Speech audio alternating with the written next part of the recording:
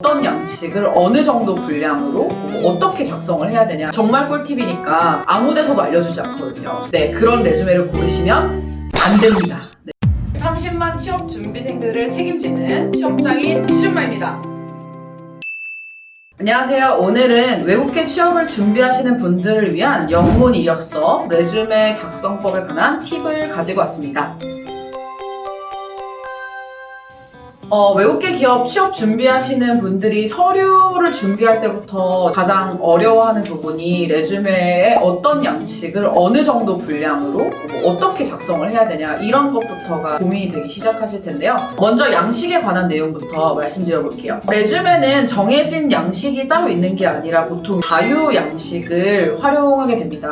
공고를 보시면 아시겠지만 공고에 보통 어떻게 적혀 있냐면 국문 이력서, 영문 이력서, 국문 자기소개서, 영문 자기소개서, 국영문 이력서 자기소개서, 이렇게 한 줄로 나와 있고 첨부 파일로 보내라 라는 식으로 공고가 나와 있는 걸 보실 수 있을 거예요. 그래서 이렇게 4개 한 시트를 준비하실 때 국문 이력서는 그 전에도 써봤으니까 이제 자기가 썼던 양식을 가지고 쓰고, 국문 자기소개서는 보통 기업에서 정해주는 항목에 대한 내용을 가지고 자기 경험을 기술한다든지 이렇게 해서 한 세트를 갖고 있다고 생각하셔서 이제 그럼 영문의 포맷을 어떻게 하지? 이렇게만 보통 접근을 하시는 것 같더라고요. 근데 사실 여기서 이렇게 접근을 하시면 안 되는 게, 제가 가장 주의하라고 말씀드리는 부분 중에 하나가 국문과 영문의 서류 포맷을 동일하게 하라라는 부분입니다. 자, 그러면 우리가 생각해 볼 수 있는 게 국문을 영문 포맷에 맞출 건지 영문을 국문 포맷에 맞출 건지에 대한 부분을 생각해 볼 수 있겠죠? 여기서 핵심은 국문을 영문 포맷에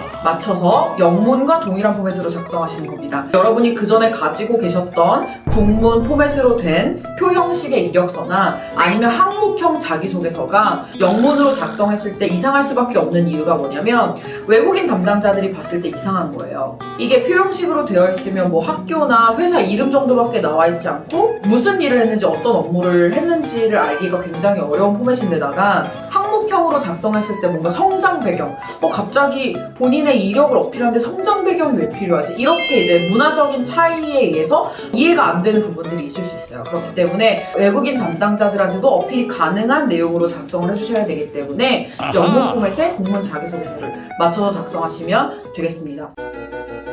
여기서 조금 더 나가볼게요. 영문 포맷에 국문 이력서랑 자기소개서를 쓸 때 자기소개서 내용을 커버레터로 쓰셔야 되냐라고 생각하시는 분들이 있을 수 있어요. 커버레터를 그럼 국문으로 써야 되냐라는 의문이 드실 텐데요. 제가 추천드리는 건 일단 영문을 쓰실 때 커버레터 형식에서 조금 더 벗어나서 내 이력이나 경험을 어필할 수 있는 문단 3개의 형태로 구성해서 내가 어떤 경험들을 갖고 있고 어떤 이력들을 갖고 있고 그런 경험과 이력들이 내 이력에서 어떤 의미인지에 대한 약간 에세이식으로 정리를 하셔서 똑같이 이 부분을 국문으로도 해서 같은 내용이 언어만 다른 형태의 2개의 서류가 나오도록 해주시는 게 제가 가장 추천드리는 방식이고요. 이력서도 마찬가지로 레주메 형식은 샘플로 다운받으실 수 있어요. 그래서 샘플로 다운받으셔서 거기에 나와 있는 내용들을 가지고 국문을 똑같이 기술하셔서 포맷이 동일한데 언어만 다른 형태로 맞춰주시는 게 가장 좋습니다. 정말 꿀팁이니까 아무 데서도 알려주지 않거든요. 꼭 기억해 주셨으면 좋겠습니다.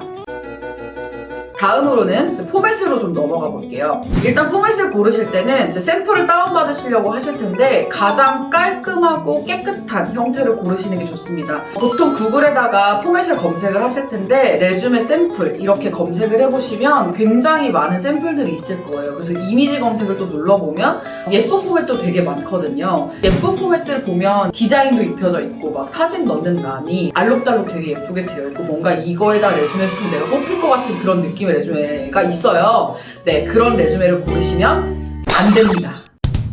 네, 그런 거 고르시면 안 되고, 제가 항상 강의할 때 얘기하는 건 하얗고 까만 걸 골라라 라고 제일 많이 얘기하거든요. 하얗고 까맣고 그 다음에 여백이 많이 없고 이렇게 고르라고 얘기하는데 이것만 기억하시면 돼요. 제가 왜 또 여백이 많이 없는 걸 고르라고 하냐면, 보통 그 여백을 인덴트라 그래서 표로 되어 있어서 작업하기가 굉장히 까다롭거나 아니면 공백을 주는 서식을 걸어놔서 그거를 다루기가 여러분들이 굉장히 번거로우실 수 있어요. 작업할 때 번거로우면 또 문제인 게 뭐냐면, 나중에 여는 사람이 이 파일을 열었을 때도 깨질 확률이 굉장히 높거든요. 여러분이 전달하려고 하는 그 메시지를 정확히 전달하시려면 여러분도 다루기 편한 포맷, 열어봤을 때 문제가 없는 포맷을 활용해 주시는 게 좋기 때문에 그런 걸 골라주시면 됩니다.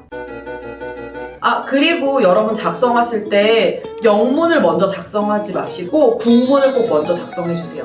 그러니까 여러분의 모국어는 한국어이기 때문에 국문으로 작성했을 때 훨씬 더 디테일한 표현이 가능하고 내가 수치적인 표현을 어디다 넣어야 되는지 어떻게 접근한 건지에 대한 내용들을 적을 때 어떻게 해야 되는지가 한국어로 썼을 때 훨씬 더 표현이 잘 되기 때문에 한국어로 먼저 작성을 다 하시고 그 동일한 포맷을 번역하셔서 영문 버전을 만드시는 걸 추천드립니다.